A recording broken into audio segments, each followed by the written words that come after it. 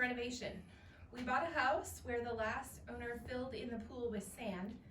It's been about 10 years, but we dug some sand up and it still looks pretty good. It is an aluminum pool with vinyl liner, which obviously we will need to replace. Is there anything else we need to think about? We would replace the coping and redo the pavement around it. I love the bluestone you suggested, but what tile and pool decking would you use that won't break the bank? We live in southwest Louisiana, so the weather is nice. So I'm guessing this is a steel wall vinyl liner. They call it aluminum, but steel wall vinyl liner pool. If you're going to do tile, you have to use the specific tile system, which isn't readily available unless you can find a dealer in your area that can get True Tile. True Tile is a product that Latham decided not to just offer anymore to anyone who wants to do it. It has to be someone who they have a trusted record and history of already done True Tile. So you may be out on the ceramic part.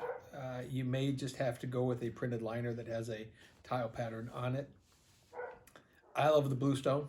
I mean, that tumble blue is just a nice surface for us to work with. The girls really have a good time piecing it together. It's kind of a fun thing. Plus, it's comfortable.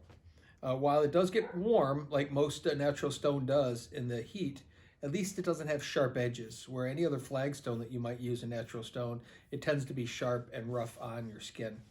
So that's in good part why I still use bluestone as well.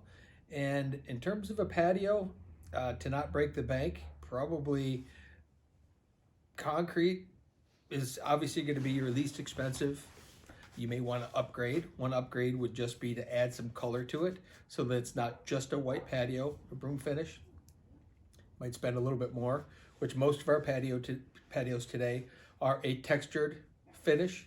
And that texture is basically a stamping process, but you're not stamping in individual shapes and stones. And the reason I don't recommend stamping around a pool is because it tends to be slippery. When we do this texturing, it's not nearly as slippery as if you do a full stamp job. So in terms of cost, one other option, which I don't use at all, but people tend to like, is exposed aggregate as well.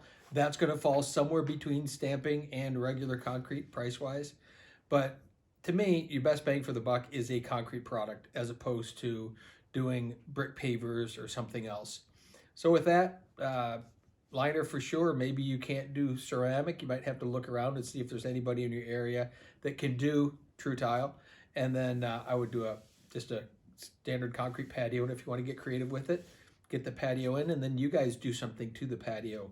Acid stain it is a pretty inexpensive way to have some fun and get some creative colors and look to the patio. There's a lot of ways that you could DIY after the patio is poured. You could decorate it and do something fun with it.